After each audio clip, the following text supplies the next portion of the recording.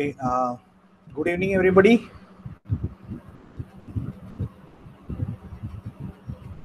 Good evening, everybody. Can somebody confirm that I am audible?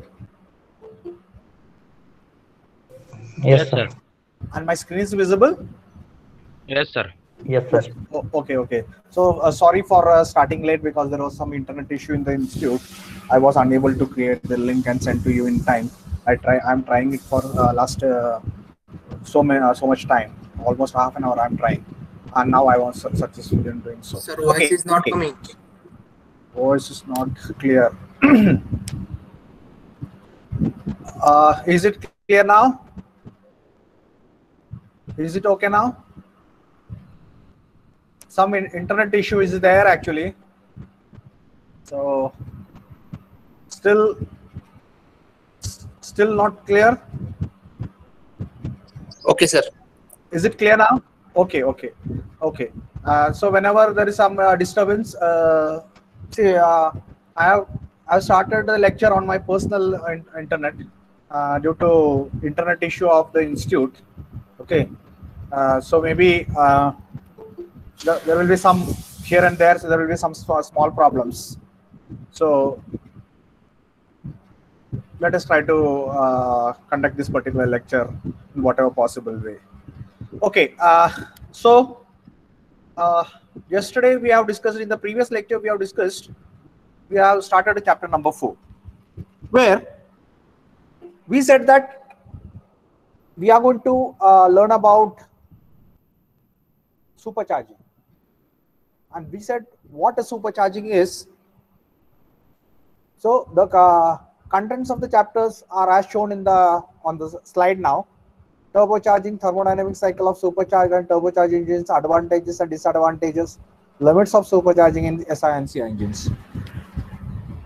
And we went on to discuss basically why we do go for supercharging in order to increase the power. So let us first discuss what are the different methods of increasing the power output of an engine. And we have listed them.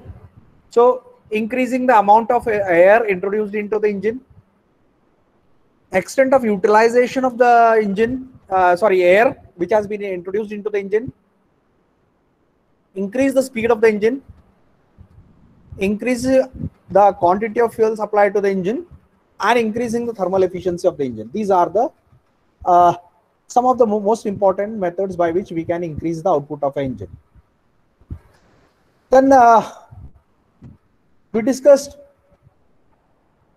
what are the different methods by which we can increase the air introduced into the engine. So different methods available for introducing more air are by increasing the piston displacement. So in order to go for a piston displacement, we have to go for a change in design of the engine. So in the manufacturing stage itself, we have to change it. We cannot do it later. Running the engine at a higher speed, and that generally what we do is when we go for acceleration. So when we are actually going for acceleration, this is what we do. Okay, so we go for increasing the speed of the engine so that the power output per unit time is going to increase, thereby increasing the power output of the engine. And finally, we say increasing the density of the charge is another method by which we can go for increasing the power output of an engine. That is what we call as supercharge. And this is the method what we are supposed to study in this particular chapter.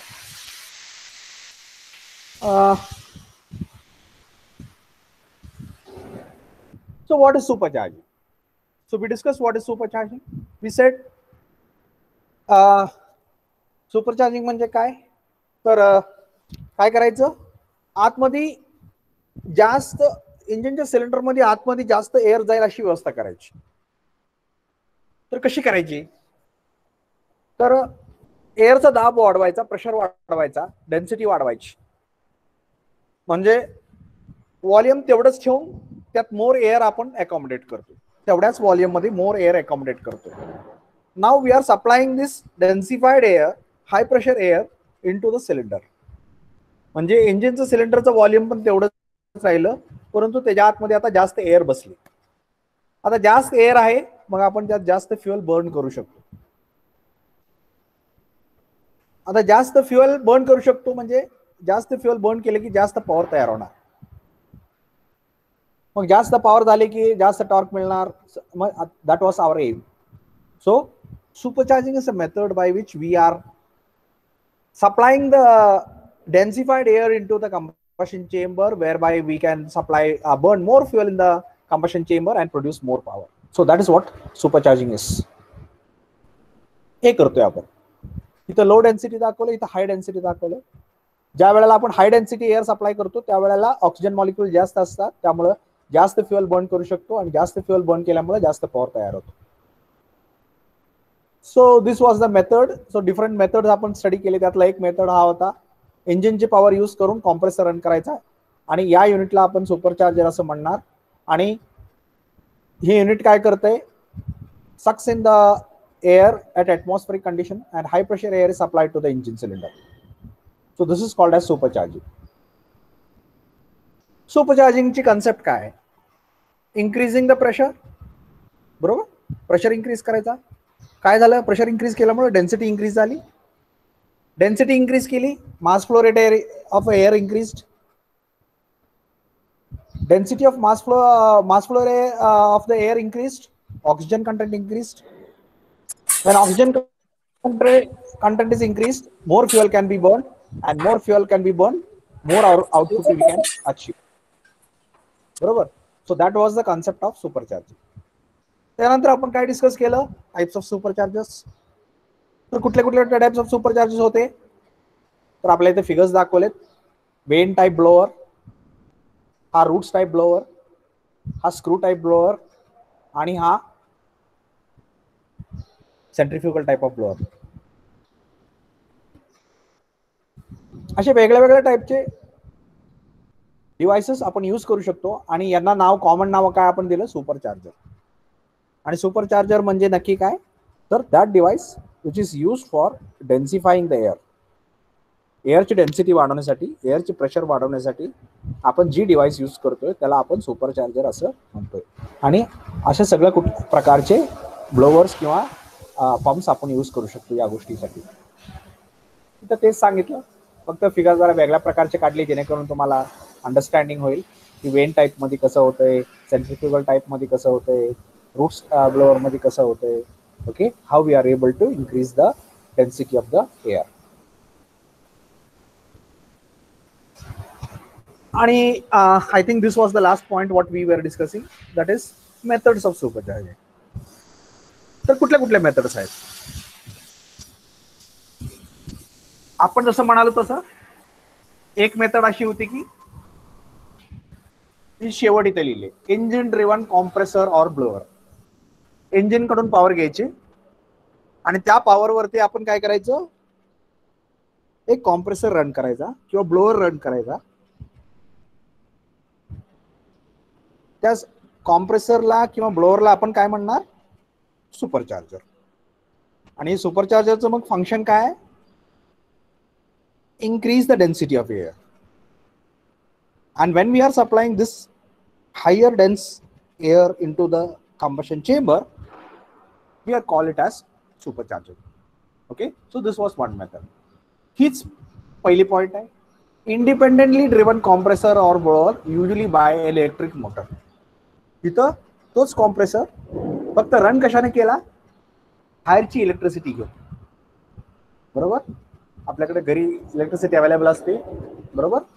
So we are using external power source electricity to run the compressor.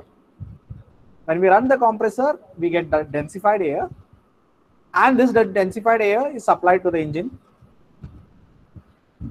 Thereby we are able to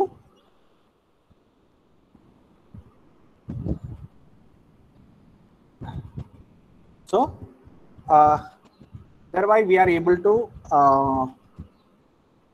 run the, sorry, when we run the motor is coupled with a compressor. When the compressor is driven, run,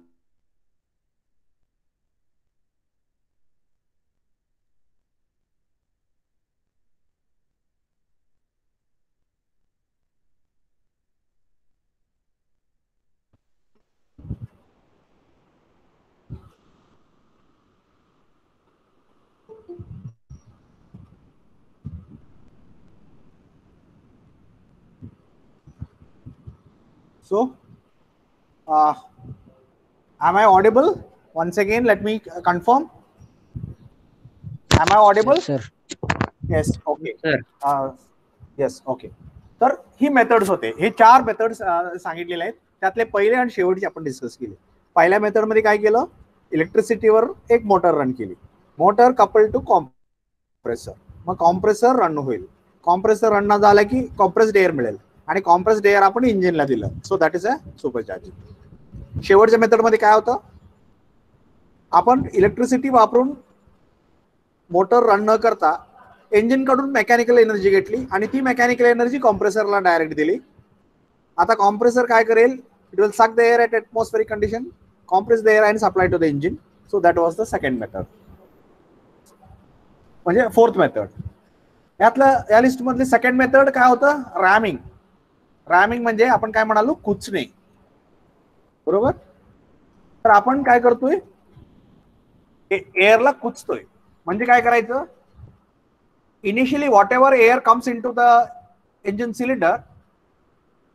cylinder that is being rammed, pressurized by the air coming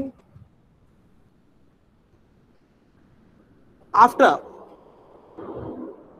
म्हणजे नंतर येणारी air अगोदर आलेल्या एअरला कुचते, thereby increasing the pressure, बरोबर. तर मग हे आपण कसं साध्य करायचं, तर we have to design the inlet manifold. Inlet मॅनिफोल्डची डिझाईन अशा प्रकारे करायची की आतमध्ये अगोदर गेलेले एअरला नंतर आलेल्या एअरनं कुचलं पाहिजे. So we have to ensure the design in that particular manner. So that is how we get by ramming effect और ram effect. Under piston supercharging. Under piston supercharging मध्ये कसं होत होतं, पिस्टनची खालची बाजू आहे, वरची बाजू आपण वापरतो. काय असतं, कंबशन चेंबर असतं, तिथं कंबशन होतं, पॉवर जनरेट होतो, परत ते पिस्टनला खाली ढकलतं, पॉवर तयार होते, मग ते पॉवर कनेक्टिंग रॉडला जाते, कनेक्टिंग रॉड मधून क्रँकशाफ्टला गेली, क्रँकशाफ्ट मधून आपल्याला मिळाली. ही मेथड आपल्याला माहिती आहे, बरोबर. परंतु जी पिस्टनची खालची बाजू आहे त्याचा वापर आपण करत नाही फोर स्ट्रोक इंजिन मध्ये, परंतु आपण टू स्ट्रोक इंजिन मध्ये करतो. बघा कसं करतो, ज्या वेळेला पिस्टन वरती जाईल त्यावेळेला खाली थोडीशी पोकळी निर्माण होते आणि ती पोकळी आपण कशासाठी वापरतो, मिक्सचर किंवा एअर सक करण्यासाठी वापरतो.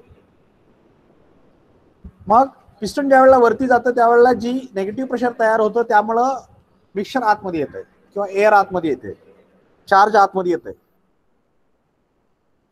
आणि ज्या वेळेला पिस्टन परत वरनं खाली यायला चालू होतंय त्यावेळेला प्रेशर काय होतंय, वाढतोय. आणि ते वाढल्यामुळे काय होतंय की that is moving from the transfer port into the main cylinder. मग ज्या वेळेला तुमचं ट्रान्सफर पोर्ट ओपन होईल त्यावेळेला the high pressurized air go to the cylinder for combustion. म्हणजे कंबशन चेंबर मध्ये ज्या रिजनला आपण कंबशन चेंबर असं म्हणतो त्या रिजन मध्ये ती एअर जाते, बरोबर. तर याला काय म्हणायचं, अंडर पिस्टन सुपरचार्जिंग. कारण इथं सुद्धा आपण काय करतोय, पिस्टनची खालची बाजू वापरून एअरला कॉम्प्रेस करतोय आणि ती compressed air which is having a pressure higher than atmospheric pressure is supplied to the engine cylinder and therefore this is also a supercharging method, बरोबर. तर ही 4 मेथड आपल्याला सुपरचार्जिंग साठी अवेलेबल आहेत. Okay, so these were the 4 methods by which we can go for supercharging. आणि त्याच्यानंतर advantages of supercharging. काय काय advantages आहेत, हायर पॉवर आउटपुट. बरोबर का. आपण सुरुवातच तिथून केली की आपण एवढं सगळं आटापिटा कशासाठी करतोय, इंजिनची पॉवर आउटपुट वाढवण्यासाठी. म्हणजे इंजिनला धक्का न लावता, इंजिन मध्ये काहीही चेंजेस न करता आपण इंजिनची पॉवर वाढवायचा प्रयत्न करतो. म्हणजे सगळ्यात सोपी मेथड आपण निवडली, बरोबर का. कारण बाकी सगळ्या मेथड्स आपल्याला अप्लाय करायच्या असतील तर एकतर ती खर्चिक आहेत किंवा अवघड आहेत, in the sense we have to make the changes in the design at design level. नंतर आपण काय करू शकत. पण इथं काय, आपण इंजिन हाय असं ठेवलंय, त्याला इंजिनला काहीच केलेलं नाही. जी चार्ज सप्लाय करतोय त्याच्यामध्ये आपण बदल करतोय आणि त्याच्यामुळे पॉवर वाढते, बरोबर. So that is where we call it as super charging. म्हणजे charging with a high pressure is called as super charging. Charging with a air of higher density is called as super charging. आता super charging झाल्यामुळे काय झालं, एअरची density वाढली. एअरची density वाढली, मग better ॲटोमायझेशन of the fuel आपल्याला मिळालं. तर बेटर ॲटोमायझेशन ऑफ द फ्युएल कसं काय मिळणार, तर आपण ज्या वेळेला थर्ड चॅप्टर मध्ये डिस्कस केलं की स्प्रे फॉर्मेशन होतंय, तर स्प्रे फॉर्मेशन करताना आपण काय म्हणालो होतो की the fuel flow which is coming out of the nozzle faces the resistance of the air, high pressure air inside the combustion chamber. बरोबर. कारण कंबशन चेंबरच्या आतमध्ये काय आहे, हाय प्रेशर एअर, आणि आपल्याला त्यात काय करायचं आहे, फ्युएलला इंजेक्ट करायचं. मग आता इंजेक्ट आपल्याला तिथं आतमध्ये जाताना, फ्युएल आतमध्ये जाताना त्या फ्युएलच्या फ्लोला air is going to resist, air is going to resist. आणि higher the pressure, higher the pressure of the air inside the combustion chamber, higher will be the resistance, and higher the resistance, more will be the atomization. बरोबर, more will be the atomization. कारण resistance जास्त आहे. त्या resistance मुळे, म्हणजे आपण समजा एक ग्लासभर पाणी घेतलं आणि भिंतीवर असं ओतलं की ती चौ बाजूला विखुरलं जातं बघा. Why? The wall is resisting the flow, and that is why it is being scattered. So in a similar manner, here air at high pressure is resisting the flow of the fuel coming out of the nozzle, and therefore the flow is being scattered. When the flow is scattered, the fuel molecules are atomized. It is being broken into small particles, and that is where we call it as atomization. आता ॲटोमायझेशन झाल्यामुळं काय झालं, better ॲटोमायझेशन म्हणजे छोटे छोटे भरपूर particles. आता फ्युएलचा एक धार नाहीये, तर भरपूर छोट्या फ्युएलच्या पार्टिकल्स आपल्याला मिळाले. मग काय झालं, आता ते विखुरले गेलेत एअर मध्ये. So better mixing, now fuel mixing with the air is better. How? Because the better atomization were there. Okay, so when the mixing is proper, obviously combustion is going to be better. Okay, so that is where we have another point here, more complete and smoother combustion. Why? We have better mixing of the fuel and air. Then that means now every droplet is able to get more heat from the air surrounding it, and that is sufficient to burn it. Also it is now available with oxygen from the air around it. म्हणजे burning करण्यासाठी लागणाऱ्या दोन्ही गोष्टी आता त्याला आजूबाजूच्या air मधून मिळते प्रत्येक ड्रॉपलेटला. ती जर मोठा ड्रॉपलेट असेल तर ड्रॉपलेटच्या बाहेरच्या बाजूच्या मॉलिक्युल्सला मिळेल, परंतु आतल्या मॉलिक्युल्सला मिळणार नाही. परंतु छोटी मॉलिक्युल असेल तर, त्या छोटा ड्रॉपलेट असेल तर त्या ड्रॉपलेट मधल्या आता सगळ्या मॉलिक्युल्ससाठी पाहिजे तेवढी हीट आणि पाहिजे तेवढी oxygen is available from the air surrounding that droplet. आणि त्यामुळे काय झालं, better mixing, sorry better combustion. म्हणजे बेटर ॲटोमायझेशन झाल्यामुळं बेटर मिक्सिंग झालं, बेटर मिक्सिंग झाल्यामुळं बेटर कंबशन, चांगलं कंबशन झालं. आता कंबशन चांगलं झालं तर काय होईल? So better and complete and smoother combustion, reduce exhaust smoke. बरोबर. ज्या वेळेला लाकडं ओली असतात आणि ती जर आपण चुलीमध्ये गाठली तर ती पेटत नाही त्यावेळेला धूर जास्त होतो. मग धूर झालं की आपण काय करतो? धूर झालं की आपण त्याला फुकून एअर द्यायचा प्रयत्न करतो. मग ज्या वेळेला आपण त्याला एअर अवेलेबल करून देतो त्यावेळेला काय होतं? ते चांगल्या प्रकारे पेटतं. आणि एकदा पेटायला लागले की मग धूर नाहीसा होतो, धूर कमी होतो. So that means when the combustion is complete, the probability of producing the smoke is going to reduce. Lesser smoke is produced. बरोबर, धूर कमी झाला. Better combustion also reduces the specific fuel consumption.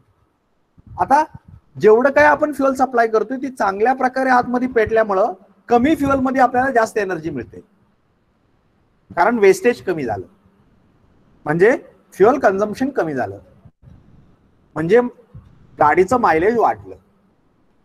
Okay. So when we use supercharging, we are getting lesser or reduced specific fuel consumption. Quick acceleration of the vehicle. बरोबर का? थोड्या वेळात आपल्याला जास्त पॉवर तयार करता येते, त्यामुळे ऍक्सलरेशन आपल्याला चांगलं गाडीचं मिळतंय. का? कारण आतमध्ये जास्त एअर आहे, जास्त एअर असल्यामुळे जास्त फ्युअल बर्न करू शकतो, आणि जास्त फ्युअल बर्न केल्यामुळं जास्त पॉवर तयार करू शकतो. आणि ऍक्सलरेशन साठी काय लागतं? पॉवर लागते. तर आपल्याला जास्त पॉवर तयार करता येते आतमध्ये, आणि त्यामुळं ऍक्सलरेशन खूप चांगलं होतं. So quick acceleration of the vehicle will get. Better scavenging of the products. तर स्कॅव्हेंजिंग चांगलं मिळतं. So what is scavenging? Scavenging is the process of flushing out of the burned gases from the combustion chamber at the end of the cycle, engine cycle. म्हणजे suction, compression, power आणि exhaust. तर exhaust cycle मध्ये आपण सगळे जे burned gases आहेत ते सगळे बाहेर ढकलतो, आणि त्या बाहेर ढकलण्याच्या प्रोसेसला आपण स्कॅव्हेंजिंग असं म्हणतोय. आणि आपण काय इथं म्हणतोय? Better scavenging of the products. आता बेटर स्कॅव्हेंजिंग का मिळतं इथं? बेटर स्कॅव्हेंजिंग का मिळतंय? कारण कंबशन चेंबर मध्ये आता जास्त प्रेशर आहे बर्निंग झाल्यानंतर, बर्निंग संपल्यानंतर, कंबशन संपल्यानंतर. का? सुरुवातीलाच आपण हाय प्रेशर एअर सप्लाय केली, त्याच्यानंतर फ्युअल पण जास्त सप्लाय केलं. आता फ्युअल बर्न झाल्यानंतर फ्युअल लिक्विड मध्ये असतं, त्याचं काय होतं? रूपांतर कशामध्ये होतं? गॅशियस प्रोडक्ट्स मध्ये. मग जेवढं जास्त फ्युअल तेवढं जास्त गॅशियस प्रोडक्ट्स तयार झाले. आता जास्त गॅशियस प्रोडक्ट्स पण व्हॉल्यूम तेवढंच राहिलं, मग प्रेशर काय झाला? प्रेशर वाढला. म्हणजे विदाउट सुपरचार्जिंग पेक्षा विथ सुपरचार्जिंग कंबशन चेंबर मधला प्रेशर वाढणार आहे. आता प्रेशर वाढल्यामुळे काय झालं? कमी वेळेत कंबशन प्रोडक्ट्स आहेत ते जास्त प्रमाणात बाहेर येतात, कारण प्रेशर डिफरन्स जास्त आहे. बरोबर. So that is how we get better scavenging of the combustion products. Okay. So these were the advantages what we get when we say we are supercharging. Supercharging केल्यानंतर एवढे advantages आपल्याला मिळतात. So this was the advantages, and now moving on to limitations. Disadvantages. Disadvantages पण असू शकतात, बरोबर आहे की नाही? कारण प्रत्येक गोष्टीला एक advantage असेल तर डिसएडव्हान्टेज पण असू शकतो. असं होत नाही की कुठल्याही गोष्टीला फक्त ऍडव्हान्टेजेस आहेत, तर डिसएडव्हान्टेज पण असू शकतं. तर काय काय डिसएडव्हान्टेजेस आहेत? Increased thermal stresses. म्हणजे काय हो? Stress due to higher heat. बरोबर का? हीटिंग केल्यानंतर, एखाद्या पार्टचं हीटिंग केल्यानंतर त्याच्यामध्ये स्ट्रेस वाढतोय. आता स्ट्रेस का वाढतोय? It has a tendency to expand. But can it expand? No, because we have connected so many parts of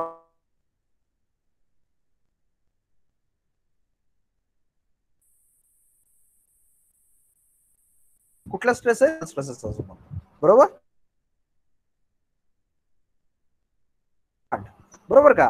गरम झाल्यानंतर एक्सपान्शनची टेंडन्सी असते, परंतु ते एक्सपांड होऊ शकत नाही. म्हणजे काय? ते एक्सपांड व्हायचा प्रयत्न करते, परंतु ते एक्सपांड होऊ न शकल्यामुळं आपल्याला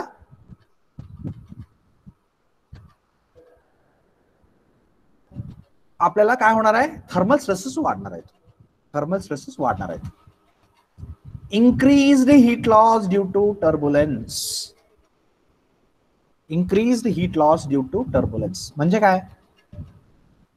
आतमध्ये कंबशन चेंबरच्या आतमध्ये प्रेशर वाढलं, कंबशन होण्याचं प्रमाण खूप जास्त प्रमाणात चांगलं झालं का? मिक्सिंग वाढलं. मिक्सिंग कशामुळे वाढलं? टर्बुलन्स झाल्यामुळं. What is टर्बुलन्स? टर्बुलन्स म्हणजे थोडक्यात disturbance. Random motion of the molecules is called as turbulence. बरोबर? त्याच्या ऑपोजिट टर्म आहे आपल्या फ्लुइड मेकॅनिक्स मध्ये laminar.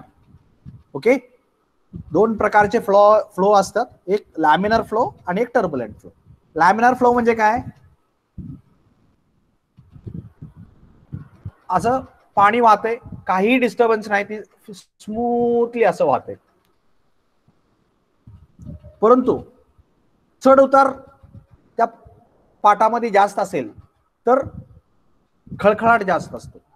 So that is what you call as turbulence. Okay, disturbance. आणि when the disturbance is more म्हणजे काय? खूप प्रमाणात गॅसेस इकडं तिकडं असं रॅन्डमली मूव्ह होत आहेत. म्हणजे आता वॉलच्या कॉन्टॅक्ट मध्ये जी गॅस आहे ती थोड्या वेळाने दुसऱ्या गॅस मॉलिक्युल्स असतील. आता जी मॉलिक्युल्स आहेत ती दुसरीकडे परत मूव्ह होतील आणि परत त्याच वॉलच्या कॉन्टॅक्ट मध्ये दुसऱ्या मॉलिक्युल्स येतील. आणि this gas molecules are hot. then what happens? They transfer some amount of heat to the wall.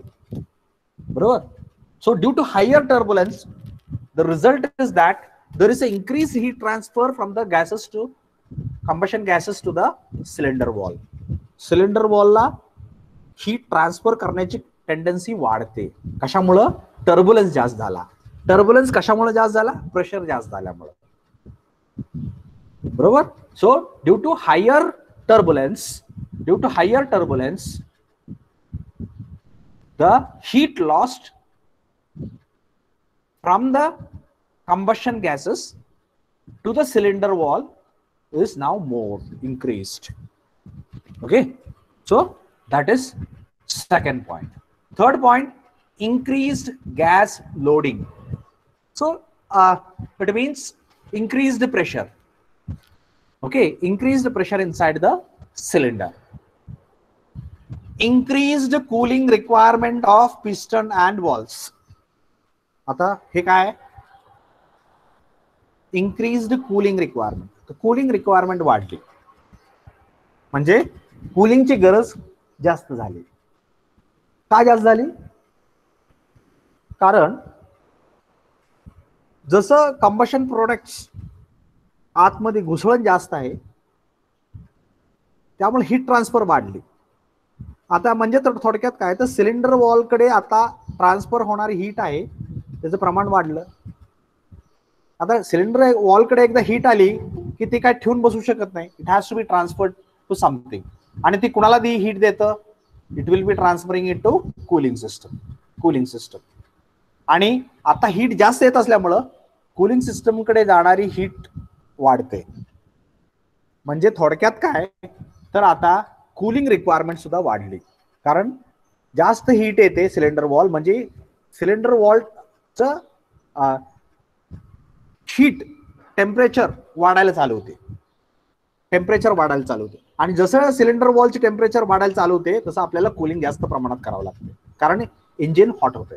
कारण इंजिन जर आपण जास्त हॉट दिले तर piston will cease.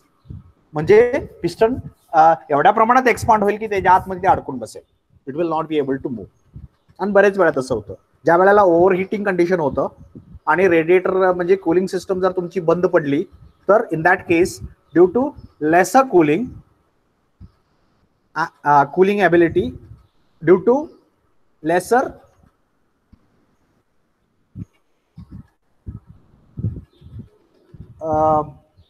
cooling capacity of the engine, what happens? Heat cannot be removed from the cylinder walls quickly. त्या केसमध्ये काय होतं, परंतु आतमध्ये तर भरपूर हीट तयार होते आणि जी हीट आहे ती मग ती पिस्टन कडे जाते आणि ती पिस्टन एक्सपांड व्हायला चालू होतं. मग ती पिस्टन जसं जसं एक्सपांड होईल तसं एक परिस्थिती शेवटची कंडिशन अशी येते की piston expand to such an extent that it gets seized, it get clogged, अडकला जातो. सिलेंडर मध्ये ती मूव्ह होऊ शकत नाही कारण त्याचं एक्सपान्शन जास्त झालं. When the diameter of the piston becomes more than the diameter of the cylinder, at that time it gets seized. Okay, so approximate terms मध्ये मी बोलतोय म्हणजे सीझिंग काय आहे हे समजण्यासाठी.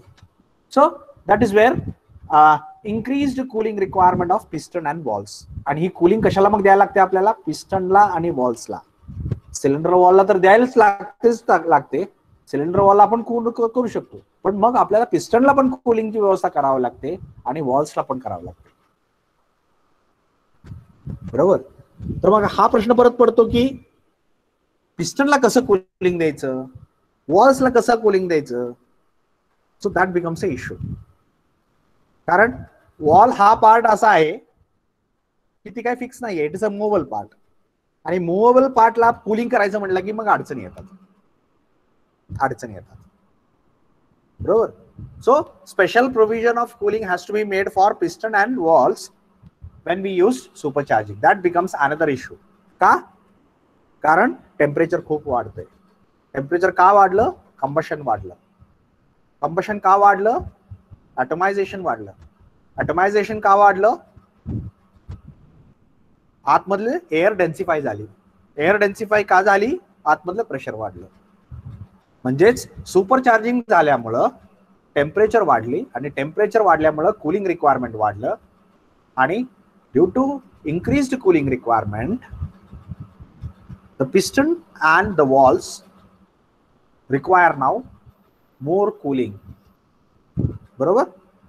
जनरली ते काय करतात, पिस्टन किंवा walls, they transfer the heat to surrounding parts which they come into contact. पिस्टनचं कनेक्शन ज्या पार्टशी येतं त्या पार्टकडे ती हीट ट्रान्सफर करतात. बरोबर. परंतु ऑलरेडी ते पार्ट सुद्धा खूप गरम झालेत. आता आपण काय म्हणालो, पिस्टन विल ट्रान्सफर हीट कुणाकडे ट्रान्सफर करणार? सिलेंडर वॉलकडे. परंतु सिलेंडर वॉलला ऑलरेडी हीट मिळते भरपूर कंबशन चेंबर कडून, कंबशन गॅसेस कडून. त्यामुळे आता ती जास्त हीट घेऊ शकत नाही. म्हणजे थोडक्यात काय तर पिस्टन कूल होऊ शकत नाही. मग आपल्याला special provision we have to make for cooling of the piston and walls. So that will increase the cost of production. Greater tendency to burn the piston crown and the seat and edge of the exhaust walls. तर इथं काय म्हणलंय? Greater tendency to burn the piston crown. Piston burn होण्याची tendency वाढते. Piston burn होण्याची tendency वाढली. का वाढली? बर्न व्हायचं म्हणजे काय? जळणे. आता खरोखर जळते का?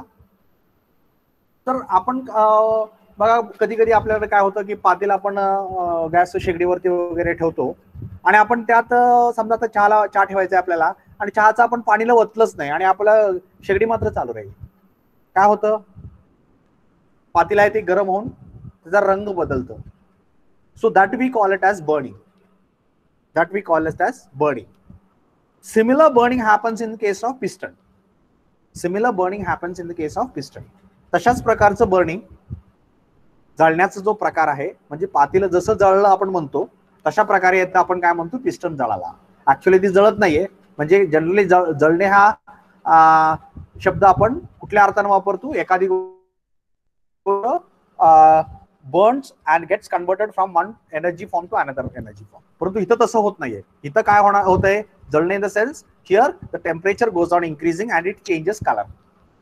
Okay, so such thing happens in case of piston. Pistonच्या बाबतीत असं होतं. And the seat and edges of exhaust wall. Exhaust wallच्या सीट आहेत आणि त्याचे एजेस आहेत, त्याचे कॉर्नर्स आहेत. बरोबर, हेड वरती जी हेड जिथं बसतं पिस्टन वॉल जिथं ज्या सीट वरती बसतो ती सीट आणि त्या हेडचे पिस्टन वॉलच्या हेड जे पातळ असतात आणि त्यामुळं जनरली काय होतं की it cannot sustain more heat. बरोबर, थिकनेस जास्त असेल तर ती हीट जास्त अकॉमोडेट करू शकतात, परंतु पातळ असल्यामुळं थिकनेस कमी असल्यामुळं दे कॅनॉट टॉलरेट मोर हीट. मग त्यात जास्त हीट आली तर काय होतंय, its temperature goes on increasing and when temperature goes on increasing beyond a certain limit we call it as burn because it changes its color. त्याचा रंग बदलला जातो. बरोबर, जसं पातेलं आपलं शेगडीवरती किंवा चुलीवरती जसं रंग बदलतंय कारण आपण त्याच्या आतमध्ये काहीच टाकलं नाही, नुसतंच पातेलं ठेवलं आणि खालनं आग लावली, जाळ लावला. So at that time it changes color. So similar tendency is there with the piston and the walls. So we call it as burning of the walls and burning of the piston crown or piston. Okay, so these are the important limitations of supercharging. जर आपल्याला जे काही advantages आहेत त्याच्याबरोबर हे disadvantages सुद्धा आहेत. कुठल्या कुठल्या डिसएडव्हान्टेजेस आहेत, थर्मल स्ट्रेसेस वाढले, हीट लॉसेस वाढले, गॅस लोडिंग वाढलं, कूलिंग रिक्वायरमेंट आपल्याला आता द्यावं लागते, स्पेशल कूलिंग रिक्वायरमेंट कशाला, पिस्टनला आणि वॉल्सला, आणि tendency to burn the piston and the walls ते सुद्धा वाढले. Okay, so that is how we have certain limitations to face when we go for supercharging. ज्यावेळेला सुपरचार्जिंग करतो त्यावेळेला या सगळ्या गोष्टींची आपल्याला काळजी करावी लागते. बरोबर, so we have to take care all those particular things. So these are the limitations of super.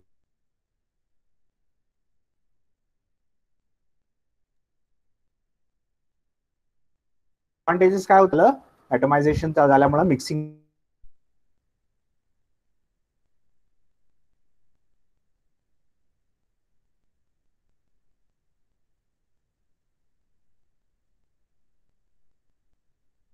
बरोबर, ऍक्सलरेशन चांगलं मिळालं आणि स्कॅव्हेंजिंग सुद्धा चांगलं होते.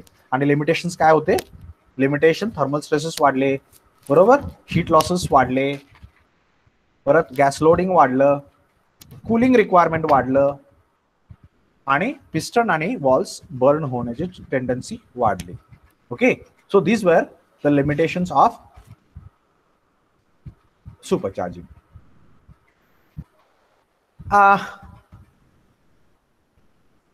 The next point what I want to discuss, we will come to thermodynamics of supercharging in a later stage. आता आपण